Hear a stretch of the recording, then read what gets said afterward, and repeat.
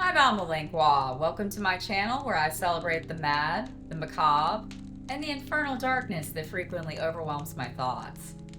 But sometimes you gotta brighten up the darkness with some Christmas cheer. Wreck the wall with bloody bodies. I'm talking about my favorite Christmas horror movie, often overlooked and neglected, and quite possibly the film to set the template for the American slasher film. I'm talking about Silent Night, Bloody Night, directed by Ted Gershuny in 1970 and written by Gershuny, Jeffrey Convitz, and Ira Teller. Every small town has an old dark house with a haunted history, or maybe that's just small towns and horror movies. But in the quaint Massachusetts town of East Willard, the house is the Butler House, once the home of wealthy Wilfred Butler, converted into an insane asylum. The action kicks off on Christmas Eve in 1950 when Wilfred Butler is burned to death, leaving the house to his only grandson, Jeffrey Butler. Fast forward 20 years later when Christmas Eve is disrupted by the arrival of Jeffrey's smarmy attorney and his skanky fur coat wearing foreign mistress. At first, I thought he was walking a dog. Then I realized it was his day. The attorney perturbs the eccentric city council by announcing Jeffrey's intentions to sell the property, which they believe to be cursed and want destroyed. Don't tell me about lawyers. Oh, you see the way he looked at us? You see his clothes? He's doing his job. Just don't tell me about lawyers. Complicating matters is an escaped mental patient rampaging into town with some serious bad tidings for anyone connected with the Butler mansion. Meanwhile, Jeffrey Butler arrives from California and strikes up an acquaintance with the mayor's stoic daughter, Diane Adams, proceeding to charm her with his smooth one-liners. Would you like to see my maniac card from the asylum? They give you one when you escape. There's a big scarlet M on it so people won't get confused. Okay. Look, I'm sorry about the gun. I know, they always get me with that one too. Together, Jeffrey and Diane try to untangle this lurid web. Who is the mysterious killer who's placing whispery, threatening phone calls and stalking and slashing their way through the cast of character actors? And just what are the dark secrets of the Butler mansion? You won't get any spoilers from me, but trust me, it's a heady cocktail of incest, insanity, and mass murder. This film's existence sprang from a short story called Zora, written by Jeffrey Convitz, who most of y'all probably know as the writer of The Sentinel. But he first became acquainted with Ted and Ted's wife-to-be, Mary Woronov, while he was finishing his undergraduate degree at Cornell, where Mary was also a student, studying sculpture and art. Ted and Mary were affiliated with Andy Warhol's Factory, making feature and short films. Convitz worked as an agent for a while, but hated it, so to escape the doldrums with the assistance of his trusty writing partner Ira Teller, adapted his short story to the screenplay that would become Silent Night, Bloody Night. Convitz enlisted Mary and Ted for the project because he said he thought Ted was a peculiar fellow, but that's why I hired him, because I knew he was a bit bent. The film was considered a low-budget production made by enterprising filmmakers all in their 20s, but its budget of $225,000 is about $1.6 million in today's money, and the film was shot on 35mm. The gorgeous Gothic Revival mansion standing in for the Butler House is the James W. Beekman House in Oyster Bay, Long Island. It was Ted who found the house while location scouting and fell in love with it. It was owned by the Gigerson family, who Ted wrote to repeatedly trying to persuade them that the film would put dozens of people to work. The family declined at first, but Ted had an ace up his sleeve with grandson Andy Gigerson, who happened to be an aspiring filmmaker himself. Ted enlisted Andy, who convinced his family to let Ted use the property for his film. Andy was rewarded with an assistant director credit. Principal photography took place in December 1970 and was plagued with problems due to the extraordinarily cold winter. Since the Gigerson family was wintering in Florida, most of the cast and crew stayed in the house during filming. Ted and Mary even brought along several factory members to be cast in the sepia-tone flashback sequence, including Ondine and Candy Darling. Because of the cold, the crew had to deal with freezing equipment and power outages, as well as water lines in the house freezing. The associate producer, none other than 23-year-old Lloyd Kaufman, would fetch buckets of water just to keep the toilets flushing. Which, considering his trauma output, some would say is totally appropriate. Lloyd also had the unenviable task of sobering up Patrick O'Neill to get him to the set on time. Oh, well, we got lucky again. That's early 1970. That's hard to come by. To make matters worse, actor James Patterson, who plays Jeffrey Butler, became ill with cancer, and the ending had to be pieced together from other scenes in the movie. Patterson died after principal photography completed. The film wasn't released until late autumn-winter of 1972, and on top of that, someone failed to register a copyright, so after its initial drive-in run, the film fell into public domain and obscurity. Although thanks to its public domain status, Elvira aired it on Silent Night Bloody Night as part of the first season of Movie Macabre, exposing it to a new generation of fans. The home video releases of Silent Night Bloody Night look like a brown sludgy mess that had been scratched apart by an army of feral cats. And in a lot of the nighttime scenes, you couldn't even make out what was going on. But thankfully, newer transfers available show that Silent Night Bloody Night is actually a well-shot and well-edited film, with an art house sensibility. Don't let those jokers at A24 fool you. Art house horror is nothing new.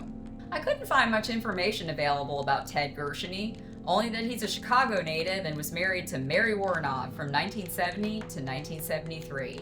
My husband had already directed me in the other two movies, so I was kind of used to him by then. And I didn't really have a problem with him. I mean, you know, he directed okay. He and Mary reteamed with Lloyd Kaufman as producer to make Sugar Cookies before divorcing, which, despite being terrific, also didn't make any money. Mary was none too thrilled that Ted wrote the part of icy, manipulative, and ultimately homicidal lesbian Camilla with her in mind, but it's another fantastic, iconic performance for her. I don't like tits, for one thing. And, you know, I'm really sort of a dickhead, you know.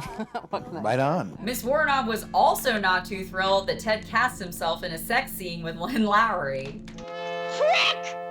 Even though their marriage didn't last, it was through Ted that Mary met Paul Bartel, with whom she ended up doing some of her most famous work in films like Eating Raoul, one of my all-time favorites, Death Race 2000, and Rock and Roll High School. We're so lucky to have found each other. I know. Good night, dear. Sweet dreams. Ted unfortunately never made another film after that, but wrote and directed several episodes of Tales from the Dark Side and Monsters.